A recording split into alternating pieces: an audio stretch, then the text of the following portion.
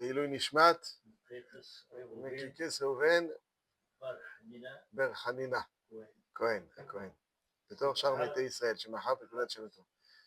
Dans la paracha de cette semaine, paracha de Chaye Sarah, il y a un Orach Chaim Kadosh qu'il faut absolument mettre en relief pour l'enseignement qu'il dégage. Ulrivka ah ushmo lavan. Lorsque Eliezer va être surpris, stupéfait d'une telle siata d'Ishmaïa aussi rapide, donc il donne les cadeaux à Rivka et il dit Vayomer Baruch Adonai Elohei Adoni Avraham asher lo azav hasdo va'amito me'im Adoni anochi baderech nachani Adonai bet achei Adoni ותרוץ הנערה ותגד לבית אמah כדברים האלה. Donc la Néhara Rivka va chez sa mère. Comme Rachid dit qu'ils avaient un lieu qui leur était réservé, dans lequel ils faisaient ce qu'elle devait faire, et elle va raconter donc dans la maison de sa mère. Ulrivka ah ushmo Lavan. Rivka a un frère et son nom est Lavan. Ulrivka ah ushmo Lavan. Vayarotz Lavan el ha'ish achutza el ha'in. Et Lavan donc court vers le Ish, vers donc cette personne qui est Eliezer, à la source. Et a priori, en général, on a l'impression que la raison, ce qui le motive, c'est l'appât du gain. Il voit tout d'un coup de... Ouais, c'est ce que...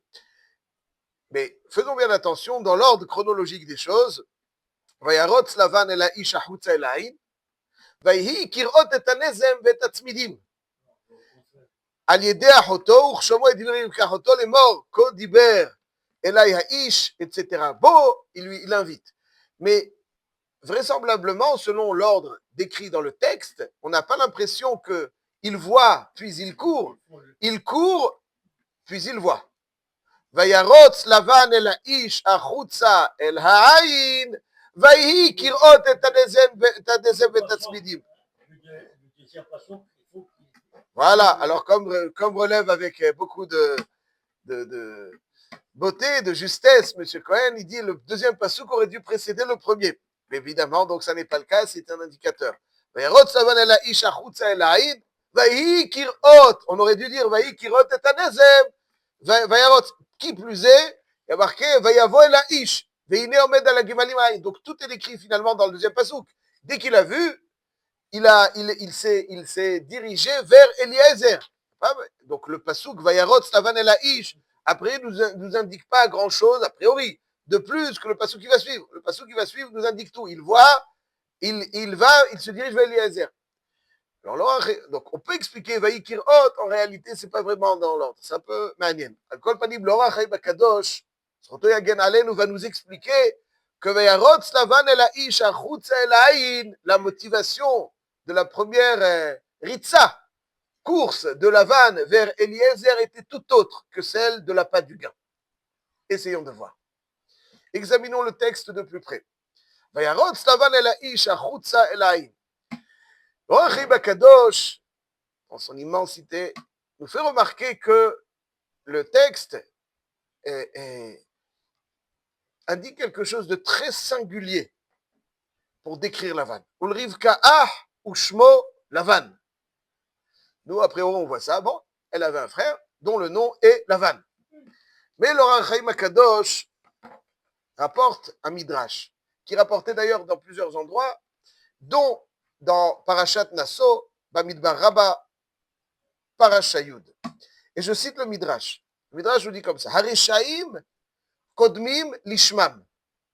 Les Reshaim, leur nom propre, précède le Shem, c'est-à-dire, quand on va parler des Reshaim, nous cite le Midrash, il est marqué Naval Shemo. Donc, leur nom propre, Naval c'est un Naval, et ensuite il y a marqué le mot Shemo, Naval Shemo. Goliath Shemo. D'abord le nom propre Goliath, et ensuite Shemo. Shevar ben Bichri Shemo. À chaque fois que le Navi le Tanakh, évoque les Réchaïm et dit le nom des Réchaïm, il y a toujours Goliath, Shemo, Shevan Ben Bichri, Shemo. Donc on donne le nom propre, Goliath, et ensuite on décrit Shemo. Aval Tzadikim, pour les Tzadikim, nous fait remarquer le Midrash, à chaque fois que la Torah évoque leur nom, il y a marqué Shemam, le nom, le terme Shemam précède leur nom propre. Il dit Ushmo Elkana, le père de Shemuel. Ushmo Elkana. Ushmo Ishai, le père de David Amelech. Ushmo Boaz, le père, Boaz. Ushmo Mordechai. Ish Yehudi, Haya Beshushan Abira. Ushmo Mordechai. Ben Yair Ben Shimi Ben Kish, Ish Yemini. Il n'y a pas marqué Ish Yehudi, Haya Beshushan Abira ou Mordechai Shemo. Comme ça il dit le Midrash. Pour les tzadikim. Alors regardez, tout de suite, je ne sais pas comment ce que vous disiez pour les hommes, mais regardez. Shmo Mordechai ou Shmo Manoah. Ouais, et conclut le Midrash, domine les Boran. C'est comparable donc à leur créateur, ou Shmi Hashem Lonoda Tilahem. Ou Shmi Hashem Lonoda Tilahem. Donc c'est intéressant. Ici, le Midrash vous fait. C'est un Midrash d'ailleurs qui va faire couler beaucoup d'encre. Pour les Réchaïm, d'abord il y a le nom propre, le nom usuel, et ensuite il y a la description que ce nom usuel est Shmo. Le nom usuel, Shemo. Aval chez les tzadikim, d'abord on dit Shemo, et ensuite on donne le nom usuel. Ou Shmo Mordechai.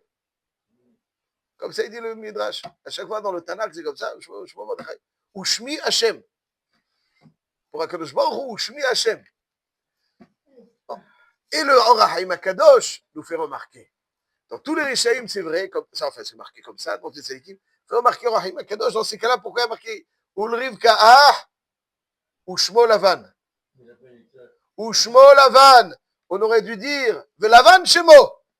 Lavan Tzadik, Lavan Racha. Donc, conformément à la règle où, chez les tzadikim uniquement, on dit Ushmo Mordechai, c'est-à-dire que le Shmo précède, le terme Shemo précède le nom usuel, Ushmo Mordechai, mais au contraire, chez les Réchaïm, le nom usuel précède le terme Shemo. Conformément à cette règle, on aurait dû dire Ulriv Ka'ah, Velavan Shemo.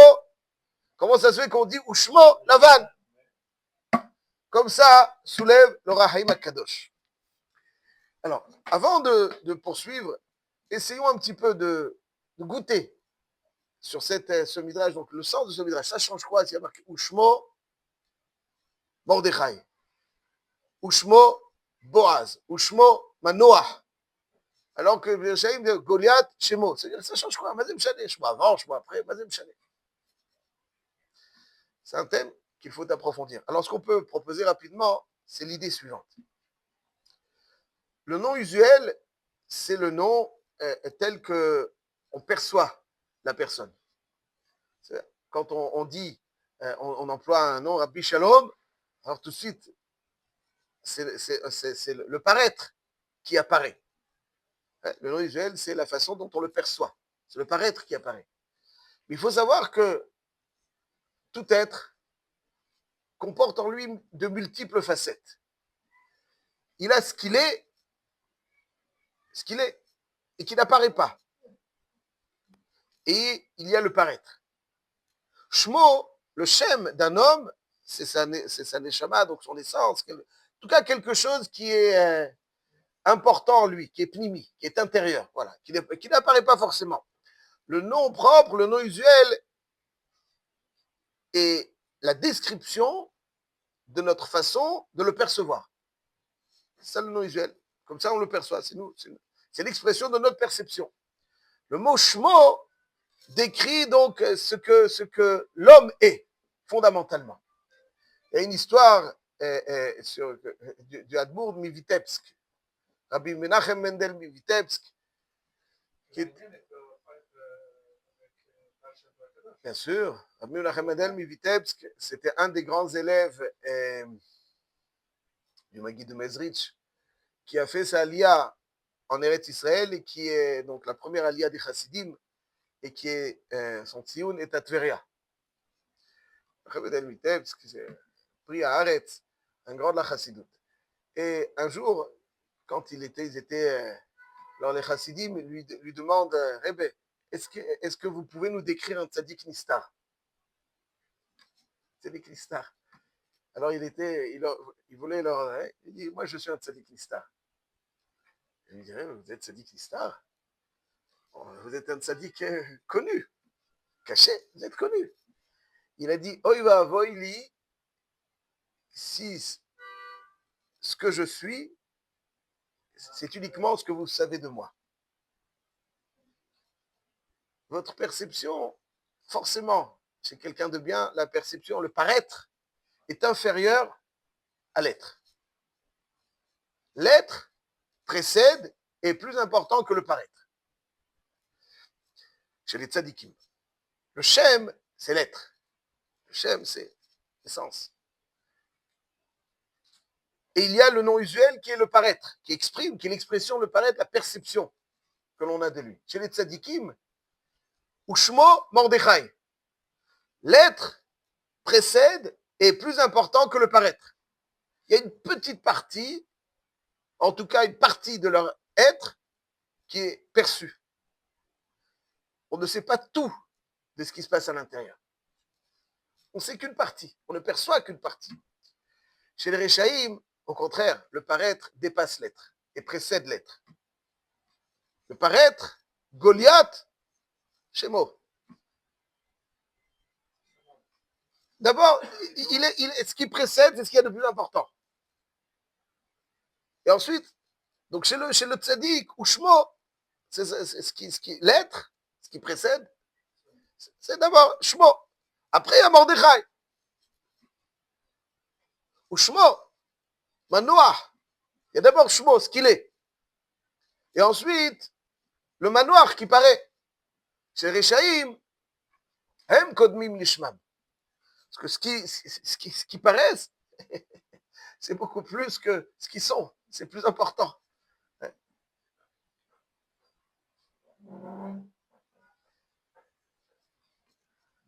Il y avait ça m'a marqué, il y avait un Rav qui disait qu'il y a différents types de manhigim, de leaders. Il y en a qui sont comme des pans. Vous savez ce que c'est un pan, n'est-ce pas? Il fait la roue des fois pour plaire. Il avait dit, quand un pan il fait la roue, il paraît très beau. N'est-ce pas? En réalité, c'est qu'un plumage. Si vous lui enlevez ses plumes, c'est un poulet. Et depuis, j'ai très peur d'être un pan et de ne finalement n'être qu'un poulet. On les aime bien les poulets, mais c'est un poulet. Le pan, c'est la mousse, le plumage. Et lui, c'est un poulet. Sa beauté, elle est extérieure. Elle n'est pas intérieure. Ce qu'il est, c'est un poulet. Et pareil, il a un plumage intéressant. Ça, c'est le Réchaïm. Goliath, c'est ce qui paraît, dépasse, précède. Plus important que Shmo, que ce qu'il est. Les tzadikim, ils sont, dans un premier temps. Et seulement ensuite, ils paraissent. Au Shmo, Manoir. Ils sont des hommes. Et ce qu'ils sont dépasse de loin ce qu'on sait d'eux. L'une des choses les plus importantes, je crois, dans la vie, quand on doit se rattacher à quelqu'un, se fier à quelqu'un, il faut toujours voir si c'est un pan ou si c'est Béhémet Adam Gadol. Si c'est un poulet avec un beau plumage, il va tout détruire. Si c'est un gars bien, il va nous irradier de ses qualités. On a le sentiment des fois qu'il y a des gens dont on sait, avec certitude, on sent que ce qu'ils ont à l'intérieur dépasse leur paraître. Il y a des facettes cachées qu'on devine et qui sont bien enfouies en eux et qu'on ne peut que ressentir de loin. Il y en a d'autres, Et on sent qu'il est vide à l'intérieur. Petit poulet au beau plumage. Petit poulet au beau plumage, ils ne servent à rien. Ils sont dangereux. Et ceux dont on devine, on ressent qu'il y a quelque chose d'intense à l'intérieur, qu'on ne perçoit pas, et que leur paraître n'exprime pas toute l'ampleur de ce qu'ils sont, ça c'est les vrais manhigim. C'est ce que nous dit le Midrash. Naval Shemo. Naval. Naval, c'est une nevela, c'est un naval. C'est le plumage. Shemo, c'est un petit poulet. Naval ou Shemo. Mordechai. D'abord, il est Shemo, il est. Et après, il y a une partie inférieure qui suit Mordechai. Tu crois que tu savais qui c'était Mordechai? Tu ne sais pas. Ou Shemo, Boaz. Tu crois que tu savais qui c'était Boaz? Tu ne sais pas ce qui c'était Boaz. Ou Shemo, Manoah. Ça, c'est le pshat dans le Midrash qu'on peut expliquer un petit peu. Revenons à ce que nous dit le Rahaim Kadosh. Alors, dans ces cas-là, Ushmo Lavan. Ushmo Lavan. Ushmo Lavan. Alors, il a une lecture intéressante, le Rahaim Kadosh. Il dit qu'en réalité, et je le cite un petit peu dans les mots tout de suite, il dit que la première motivation de Lavan, quand il court, n'est pas du tout les bijoux. Il a eu écho. Rivka rentre chez sa maman et elle raconte, voilà, il y a un homme que je ne connais pas, un étranger, qui m'a accosté et qui finalement m'a demandé de le servir. Et puis ça parle. Lavan a écho. Il y a un étranger qui a accosté ma sœur dehors. Il lui règle son compte. Il cherche à lui régler son compte. Comment tu sais? Pourquoi, M. Cohen? Vous aurez réagi autrement? Il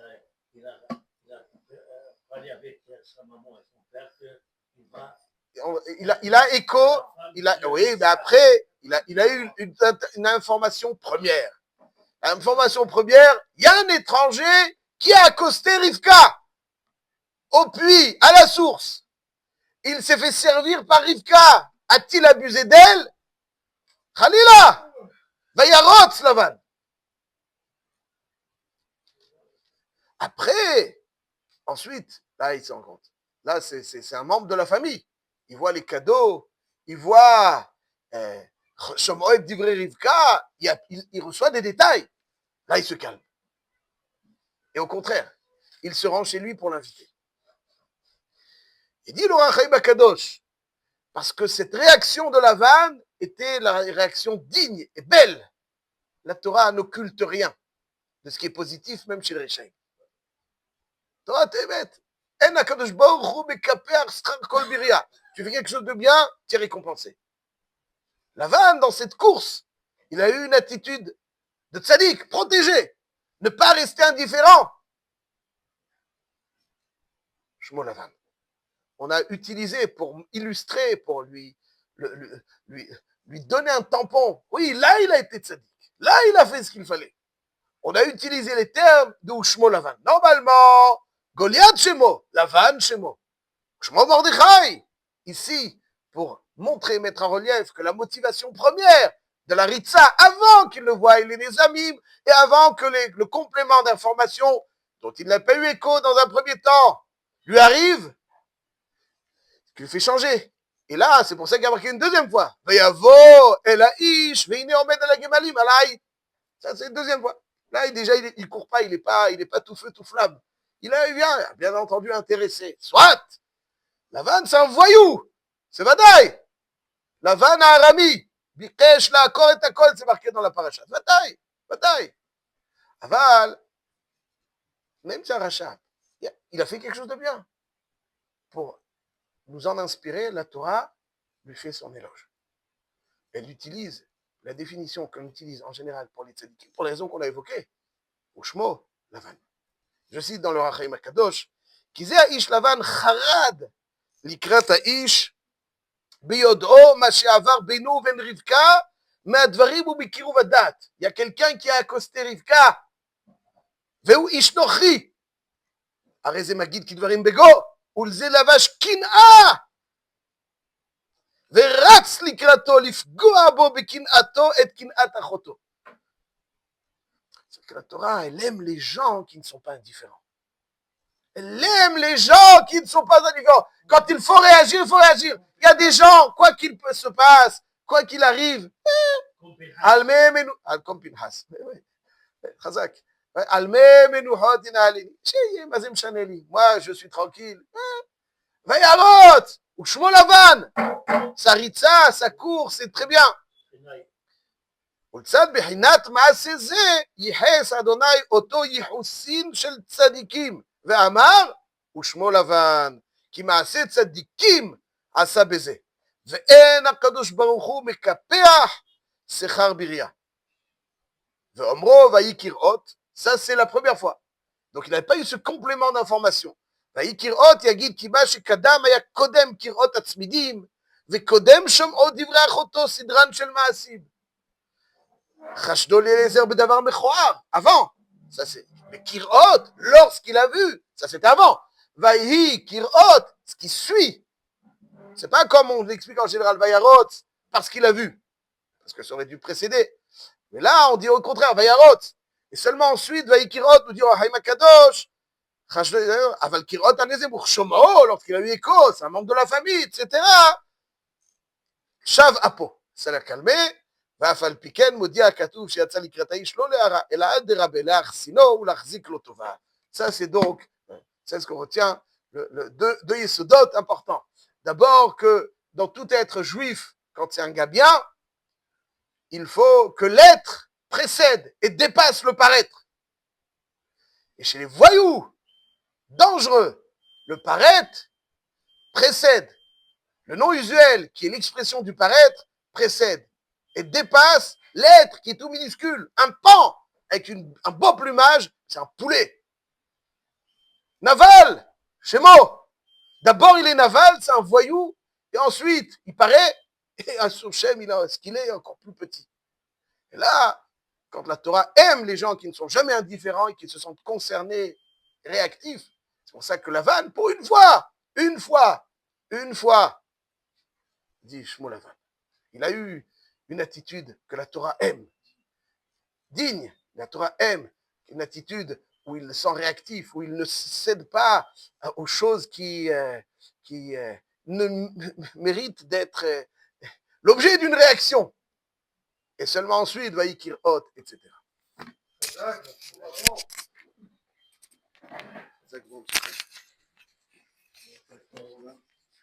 Ça va?